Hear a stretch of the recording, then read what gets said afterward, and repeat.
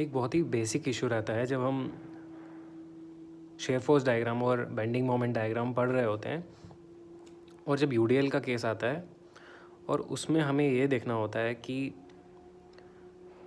Loading हमारी linear है, constant है, उसके बाद कांस्टेंट है, शेयर फोर्स डायग्राम एक लीनियर ग्राफ बनता है और फिर हमें पता होता है कि eventually bending moment diagram 1 degree higher बनेगा।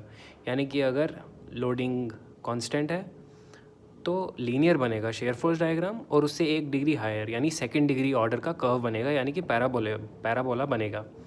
उसमें हमें दिक्कत रहती है कि पैराबोला जैसे कैंटिलीवर के केस में जो मोमेंट है, bending moment at fixed and, वो WL²/2 आ रहा है। तो हमें पता है कि एक सेकंड डिग्री कर्व यानी कि पैराबोला बनाना है तो शेप ऐसा आएगा या ऐसा आएगा। उसका एक एक्सप्लेनेशन है। एक्सप्लेनेशन ये है कि बेंडिंग मोमेंट डायग्राम का जो कर्व है उसका स्लोप आपको चेंज इन शेयर फोर्स देता है। तो मान लीजिए आपका कर्व, हम एज्यूम करते हैं कि हम अगर कर्व 1 एज्यूम करते हैं तो इसका चेंज हम अक्रॉस ए एंड बी देखें और साथ साथ शेयर फोर्स का चेंज देखें across A and B. Shear force across going across A to B decrease कर रहा है। And if we check this curve A to B, इसका स्लोप हम देखें at point A is nearly vertical, that is nearly 90 degrees with horizontal, that is vertical.